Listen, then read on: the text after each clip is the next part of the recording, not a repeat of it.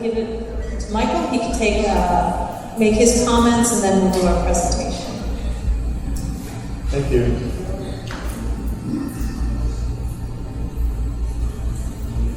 Hi. Don't worry, I only have about 100 slides. Should only take 2 or 3 hours. Yeah, just seriously and quickly. For those who don't know my story, I'm the guy who unexpectedly inherited Dive Paradise, the largest dive operator on Cozumel, about 1.5 years ago, from my aunt, who was Renee Applegate, who's an icon in the diving industry. She truly built this company into the largest and strongest dive operator, and not only on Cozumel, but over the last 1.5 years, I've had the privilege of traveling the world and meeting with people in the dive industry and the travel industry and around the world, and have really come to realize that Apple, who was here representing Cozumel, was a real icon in the dive industry worldwide. So, and that Dive Paradise is one of the most respected and well-known brands in diving. And along the way, she was also inducted into the Women Divers Hall of Fame. So, as you can imagine, those are some really big things for me to fill. To step into a company with a 35-year history, 13 boats, dozens of employees, 4 locations, and really all rolled up into one incredible challenge. But also along the way, in all of these challenges and all of these things that have been happening, there have been those precious moments where the correct decisions, the obvious choices to advance Apple's legacy and her work were presented to me. And that made those decisions the easiest ones for me to make throughout this journey. And I'm talking about moments when, like the moment literally about a month into my tenure, stepping in to take over the business for my family, when at DEMA in Orlando, Florida, I met Jim Elliott. And he came up and he introduced himself and he introduced Diveheart to me, and we talked about the therapeutic and life-changing impacts diving can represent to adaptive divers. And he talked about his friendship and his partnership with Apple and the commitments that she had made to make Dive Paradise and by extension Cozumel more accessible. And her overall efforts to make organizations like Diveheart, to make Cozumel easy, safe, and welcoming for the adaptive community. So after that discussion where I was pretty blown away by what I was learning about this partnership, Jim asked me if I was interested in continuing the relationship between Dive Paradise and Diveheart. And like I said, in a sea of hard decisions, this was probably one of the most obvious and easiest and most meaningful for me to make. Was, of course, I wish only all the other decisions had been as easy, but I'm really proud and I'm really humbled to say that my family, Apple's family, and that our general manager, Laura, and all of our staff, and my business partners, we've all continued to work closely with Jim and Tina Marie and the Diveheart team, and that's been an incredibly rewarding experience for me personally, and I think I can speak for everyone in the Dive Paradise family when I say that it's been very meaningful and very important for everyone on the team. Dive Paradise commitment is clear. We want to continue to make diving available to anyone who's willing to take the plunge, blow some bubbles, and share in this adventure. And we want to serve as a bridge between the work that organizations like Diveheart are doing and the innovations and Cozumel as a destination that is such a perfect place for the adaptive community to come and to experience the underwater world and the benefits of diving. So So as a company, I won't bore you with everything, but I will say we are continuing to evaluate and to make investments in ways that we can make adaptive diving more accessible for adaptive divers. We are actively evaluating new lifts and handholds and ramps and other things that can make getting on and off of our boats as well as getting in and out of the water as easy and safe and comfortable as possible for everyone. And so you'll continue to see improvements over time to all of our fleet in that direction. In addition, we are working closely with our hotel partners at Hotel Cozumel, and in addition, we are working on launching a beach club at Diveheart Beach, and in all of those efforts, making them adaptive friendly has been a big part of the underlying mission, that we want to make everything as available and accessible as we can. In addition, we are going to be shortly announcing, I guess I'm announcing here a preview, a specialty at Discover Scuba Diving program, which is for those who don't know, it's the introduction to diving. You don't have to take the full course, but it's a way for people to quickly get underwater and to experience diving. And we're designing a adaptive specific program with some partners that Jim and Team Marie introduced us to. So that program is going to be, an exciting way to get new people who are interested in seeing what diving is like to have that first experience. And so figuring out how to make that work in a really safe and elegant way is something that we're excited to be working on. And then in addition, Dive Paradise in general is working on expanding our offerings so that we can offer all of our customers opportunities to be involved in social and environmental and cultural experiences and projects throughout Cozumel that can help the community and can give back to the community and can be an opportunity to learn and to enrich everybody who's involved. And we are working hard on ways that we can make some of those experiences accessible for our adaptive divers, so that when adaptive divers come to Cozumel, they can not only have a great experience with us underwater, but they can also participate in some of these other experiences that we are working on developing. So with all of that said, I'll leave you with this. I see a future where Cozumel can become a shining example of where community and business come together to make this island the most adaptive friendly island that we can possibly do that. And Dive Paradise cannot do that alone. Dive Paradise is actively looking to work with organizations and community members and leaders throughout Cozumel to collaborate with Diveheart to really continue to move this forward and to make steady improvements and to make Dive Paradise and Cozumel as accessible and as adaptive friendly as possible.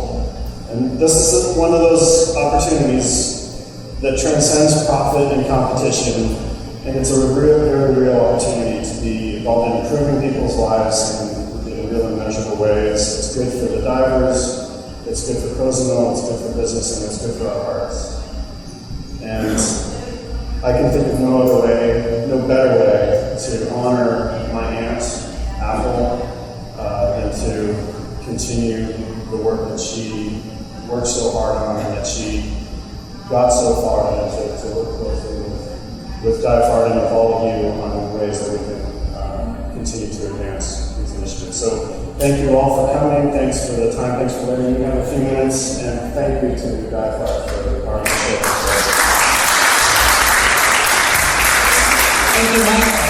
So the power of partnership, I think it shows in what we've been able to build together, and in that Dive Paradise is reaching out to the community and to make things better and finding more partners to pull in and really see us being able to offer the Diveheart experience to more people. So in saying that, and let me pause this for a second. I'm going to share something, if I can find it.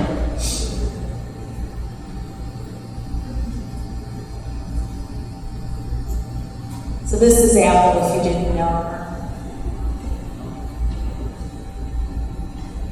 And I'm going to let Jim explain. We have an Adaptive Divers Hall of Fame, and it's to recognize people who have helped adaptive diving grow and become a bigger part of everybody's world. So I'm going to let Jim explain, and we have a little something for Michael on honoring Apple. Thank you, Team Marie. I met Apple in 1997, and I think what won her over was when I said, this isn't about scuba diving. She goes, what are you talking about? And I said, well, it's about taking the unrealized human potential that exists in people with disabilities and creating a paradigm shift. So now it's not Johnny or Jane in a wheelchair, it's Johnny or Jane, the scuba diver. And they go, wow, if I can scuba dive, what else can I do? And then what we do is point them towards coral reef restoration, marine biology, oceanography, some of the things that Michael's talking about, making them good stewards of the environment. And by doing that, what happens is they become an inspiration for other people. And when I was in the media business, I had friends that were very impressed with some of the things I was doing with blind skiers and said, you know, if those people are blind and they can ski down a hill, I can do this. And the same thing is true with scuba diving. It's, if Amber can scuba dive, I can do this. And what's cool is, those of you who haven't tried scuba yet, you can be an inspiration to others around you, to your community. We work very closely with Rotarians and our organizations, but we started an organization, under the Diveheart umbrella, we started something called the Adaptive Divers Hall of Fame. And we've been doing it for years. Apple is, I can't think of anyone more deserving to be honored, and that's what we're going to do now, is present this to Michael. Renee Applegate, there we go. Diveheart acknowledges that Renee Applegate has been recognized for outstanding contribution to the promotion and growth of adaptive diving, and no truer words have been said. And that's why we are loyal and have come back to Dive Paradise year after year after year. We love Cozumel. You've seen the videos. It makes people, it gives them freedom. The high for me is to watch somebody stand up for the first time after they get out of a wheelchair and look down and go, oh my God, I'm standing up. You know, and that we want to do that a million times over, and we want people to come to Cozumel to do this. So this is for you, memory of Apple. Well, thank you once again to Renee and to Jen.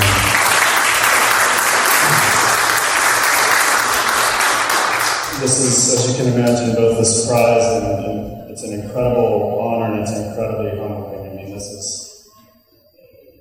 experience of stepping into Apple's world and to see the lives that she affected and the heart with which she navigated her business and the people that she impacted is inspiring, it's overwhelming, and it's deeply meaningful to me. So thank you. This acknowledgement, unexpected, but so meaningful to me and to my family and to the memory of her and to our staff. And this really goes to our staff who continue Apple's work, her training, everything that she built is what we're continuing. So thanks so much to both of you. It's very much appreciated.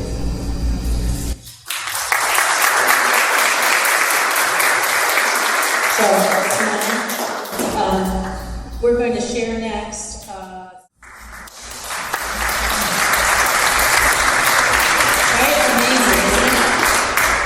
So at this point, I'm going to invite Amber up, and I know this is last minute, but I'm going to pull a Jamelia. Becky and Chris, if you'd like to join us, we're going to open this up for people to see some adaptive divers, if you like, talk with them, ask a question about their experience.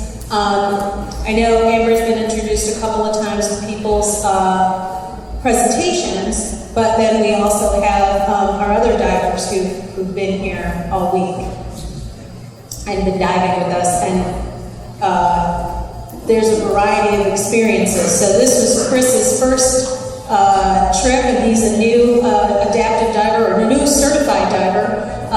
Becky has been certified since last year, and then Amber is our senior member of an adaptive diver. She's been diving for close to 4 years now. So let me get some microphones for you guys, and we have Ellie in the audience if you have questions.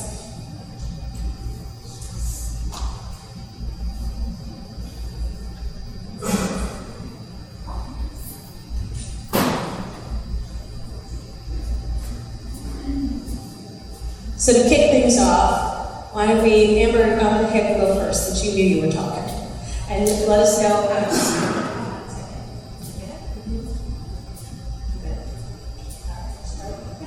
Okay, hi guys, my name is Amber Rangel. For some of you that are just now joining, I am a Diveheart ambassador, and I have traveled to Cozumel Dive Paradise. This will be my third trip here. I was originally trained here in December of, I think we went with 2014. I personally have come a very long way since my first time on my first dive trip. Everything that the two doctors went over is, from my perspective, true. Everything psychologically, everything physically, emotionally. From my experience, I am an extremely different person from when I was first injured. I can give you some background on that. I was 20 years old and I was a competitive water skier. And I fell and I broke my neck 1 week before nationals. And that was when I was 20. And it really, truthfully destroyed my life in every way, shape, or form. It got like bad. And then I started diving, and then I met dive communities, dive members. Then I started traveling. My confidence became stronger. My trust in other individuals became stronger. My confidence in myself became stronger. And I truly ran with the Imagine the Possibilities thing and tried not to look back, to not look back. And that's my experience with it. If you guys have any questions, feel free to ask. I think this is Chris's very first dive trip. He actually became open water certified on this trip. So I'm going to give my word to him. Thanks, Amber. I'm Chris. I was in the Army, in the U.S. Army for almost 10 years. Went overseas, went to war, and I became injured and lost my legs about 3 years ago. And since then, I've just been trying to, find purpose, and I've kind of found it in, doing sports and inspiring people. And I came here and I met Jim. And we went to the pool a few times, and I learned how to do some things, but I didn't really know how it was going to go when I got here. No idea. So I just kind of trusted Jim that people were there, that if I needed help, I would have the help. It turns out I didn't really need it, but that in itself is really a good feeling to know that I could come here and accomplish some things. With a little help, but with effort and things that I wasn't sure I could do. Don't know. I wasn't really prepared for this.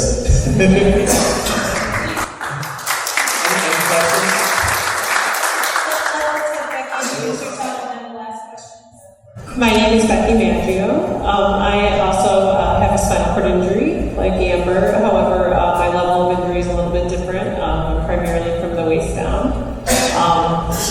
I have been injured for almost 20 years. So a little bit later in life, I started my scuba diving, and Amber got me involved and started out in her swimming pool, and lovely Diveheart volunteers came and eventually got certified, which was awesome, and on a trip last year.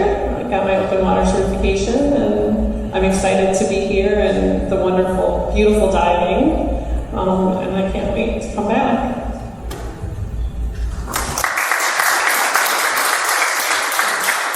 So let me invite anybody in the audience to have a question, and for our Spanish speakers, please don't hesitate to ask a question in Spanish. We'll translate it to our guests here so that they can answer them.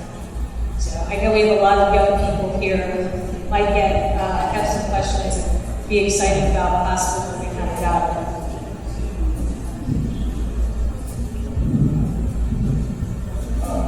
Hi. How do you find yourself around the town? How do you like it? How do you like the people here? I know you guys probably haven't been to other parts of Mexico, but how do you find the island? And which reefs did you visit? Which places did you dive? And what did you find down there? How was your experience in the water, basically? Thank you. We drove a variety of places. The Horseshoe, Planacar, I couldn't totally butcher it. Santa Rosa, Palancar, Horseshoe, the Wall, just all kinds of beautiful, coral, beautiful, sea creatures. We even did a night dive, so that was wonderful to see a starfish and some turtles. It was just beautiful, and obviously I wouldn't have come here on my own. Grateful that Diveheart coordinates these trips and brings volunteers, individuals that were getting trained on working with individuals with disabilities and how to make things accessible and adapt to our needs, because we all have individual needs. So we got to work with a variety of individuals, and they got to learn what our needs were and how best to help us. So it's great. It's just, everyone here is really good,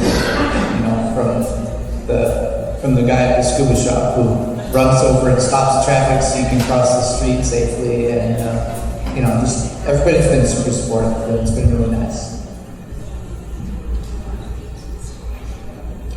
My experience, this will be my third time here in Cozumel, and even just traveling into town, there have been so many ramps added to the community in the town, and Dive Paradise, I can tell all of the modifications, and it's slowly improving, it's slowly becoming better. The more feedback and the more people from the disabled community that come and experience it and give back positive and constructive criticism, they take it and they receive it, and they adapt and they accept, they listen, and they continue to move forward, and I will continue to come back.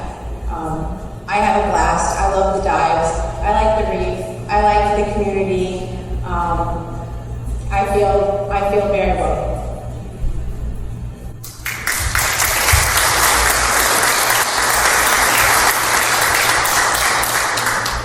Any other questions? Hold on one minute. Hello, my name is Andrea. I'm a scuba instructor, and I wanted to ask you, what was your first reaction when they told you, somebody told you that you could scuba dive? And also, how can we invite you? How can we invite non-divers with disabilities to come and dive with us? I'm also very interested about the Discover Scuba. I want to know more about it. So that's my question. Okay, so my experience might be a little bit different than everyone's average experience, but I had my water skiing accident, so I actually had a strong fear of water. I was having some really bad issues with flashbacks, and I was having just so overall, all big fears of the water. And one of my friends suggested, they're like, oh, let's just throw you in the pool and hook you up to oxygen and you'll be fine. And I didn't think it was very funny at all, and I thought it was the worst thing that could possibly happen. And then, the more I sat in it, and the more days that went by, the more months that went past, and the fear got bigger and bigger, and I was like, whoa, you really aren't going to get in the pool again, are you? Or what's going on? And then I came to the idea that with Diveheart, the nonprofit, would be the safest option, the safest route to emerge back into the water and emerge into the ocean and feeling comfortable and safe. So we started in a pool, and then we went to a quarry, like a pond, and then we went to the ocean. Small baby steps, we didn't just throw me in the ocean. That definitely did not happen.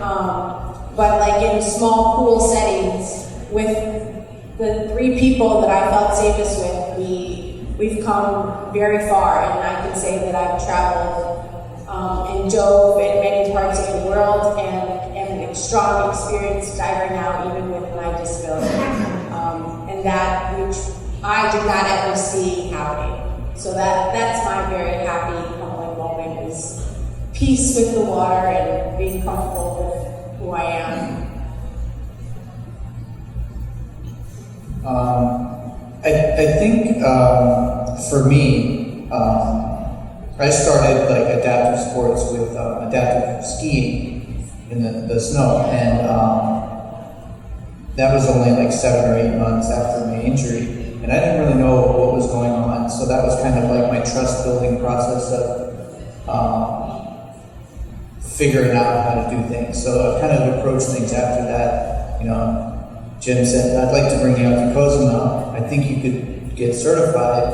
And so I said, okay, let's try it. We'll figure it out. If it works, it works. And well, if it doesn't, we try it. I think as far as like getting more adaptive divers involved, I think it's really, at least for me and for the people that I know who are disabled, it's more of a comfortable with the word of mouth from other people that are disabled that they know, and say, okay, I did this, I'm comfortable with it. Because you could look and people say, oh, it's safe, and you say, well, I don't know anyone who's disabled who did this. So I think for myself as a disabled person, feeling comfortable is important, because there are a lot of things that are not adapted for us and that you don't feel safe with. So in order to be willing to try something new, you need to really be assured that it's going to be okay. And even if you can't do it, then that's okay too. Kind of echoing what they said, I think getting individuals with disabilities involved, having staff that is trained. I know some of the staff from Dive Paradise got training this week, and it was great because hopefully, they're able, and now I know that, they have staff that are, knowledgeable, they understand, and I think on the back table they have some examples of the slates that we use, the dive slates, where it really goes through every aspect of the dive, and equipment, anything that we may need, so that we can voice and kind of get together with our team and go over, what our needs are, what type of adaptive equipment we need, what kind of assistance we need, and it really lays it out so that way we can have a safe dive. But yeah, it's really, good to have individuals on the island that are interested in getting adaptive divers here involved in diving. Yeah, my experience, and over again, we have volunteers who get trained, and then they get all excited, and then they start stopping people in the grocery stores, and they say, you know what, you can scuba dive. And the person looks, I'm like, why are you a crazy person talking to me? But they get so excited because you see and meet the people and how it changes their lives. And as far as our Diveheart scuba experiences, we actually have a list of protocols, that we can help, you create, or Dive Paradise create, or your Discover Scuba type of experience. And these guys all started with that. And that's where you kind of decide if you like it, if you not like it. And sometimes people come back a couple of times before they give up on us, thank goodness, or themselves, and more times than not, the minute that they really accept it, then they're hooked, right? So I think invitation, welcoming them, we teach with love and patience and understanding. I think that's a big part of it, and just the bravery and openness that the people we work with have. Because every day they're dealing with something that is well beyond what I used to deal with. So hats off to you guys. I know we have another question. Realmente no es una pregunta, sino un comentario y una petición para ambas. Empezaste diciendo que con tu experiencia habías olvidado el pasado y te equivocaste, dijiste, olvidé el futuro y no solo, o hace más. Un momento. Can you help me to Flores in the translate? Perdón. ¿Puedes repetir la pregunta? De todas maneras, me gusta eso, porque tú estabas deprimida, estabas en una situación triste. You were depressed, you were in a sad situation. Right? So when you say, cuando dijeron, olvidé el futuro, When you también es said cierto. you forgot the future, En tu última it's true. expresión dijiste, era un futuro que yo no había visto. And you said it was a future that you didn't see before. Los viajes que cruzó por todo el mundo, y que este es un futuro que yo no había visto. Entonces, te hizo olvidar el pasado. Then you forgot the past. Y inclusive el futuro que estaba viendo en ese momento. And then you were thinking about the future in that moment. ¿Sí? Entonces, quiero tomar esa frase combinada. I want to take that phrase combined Hemos tenido experiencias con gente because we have had experiences with en la people relación al buceo. in the same situations of adaptive diving. Y puedo decirles, And I después de can esa say, experiencia, vas a olvidar el pasado. after these experiences, you're going to forget your past and see clearly your future.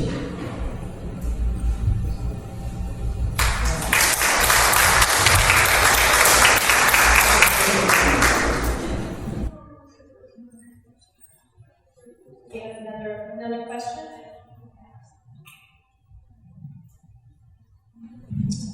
Hi. I'd like to say, behalf all the people who are present here, that we found your story and your life very inspirational. I think I speak for all of the people who are here that you are heroes. While we were doing the coffee break, these guys were doing a lot of ads. They were doing a lot of questions. They are very interesting in become divers. So the major question is when and how they can start. I'm going to point them to Michael and Laura, and we've been training people on the island, and we have Rick here, who's part of the community, and we have Francesca, who just finished her training. And what my hope and dream is for you all is that you're going to start seeing opportunities to get in the water and to at least try it out to see what you can do as far as being an adaptive diver. We're back here in August, so we may be planning some stuff as well when we're on the island to do some things and reach back out to you and see if we can get you in the water when we're back here as well. So we'd love to work with you. Thank you very much.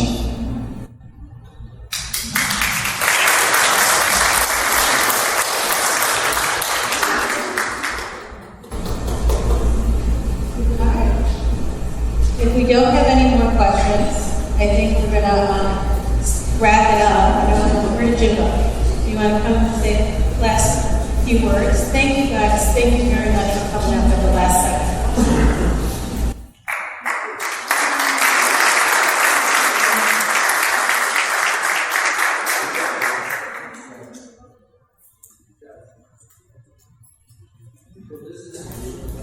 They turned it off. There we go. So this is the beginning, right? I mean, it sounds simple, but it's not easy. Right? It's a lot of work. I'm just like blabbering today. I'm just like very emotional. Been coming here since '97, and to see it get to this point, and to see all these young people to try it is very exciting. We are gonna at diveheart.org on our website. If you go there and look under media, you will see probably a couple hundred news stories and testimonials and videos about the power and the benefits of scuba therapy. What we're going to do, and what we need your help in doing, is we're going to immediately, as soon as we get back, when we get some of the video and some of these stories that we can put up about this year's symposium, we're already going to pick out a date for the 2020 symposium, and together with Dive Paradise and Hotel Cozumel and Cree and all the partners that we have on the island, we're going to begin planning for next year. And we're here in August, as Tina Marie said, and also December. So if we can create some excitement around those times that we're here as well, we'd like to do that. But thank you all very much for being here, and appreciate your support. Yeah, thank you for spending some time with us. Listening to the stories, and we hope to see you again. And for the students, you don't have to feel guilty about missing class today, because you had two really good presentations on the science and research in scuba therapy. So thank you for coming. Thank you to everyone. Laura, you're amazing. Thank you so much for all the hard work you did. This would not have happened without you. And I'm grateful to my toes. But thank you so much, and we hope you enjoyed today. And you know, we have our cards back there. You can contact us. You can contact Dive Paradise and Hotel Cozumel. We are here to answer questions and to be a support. Thank you.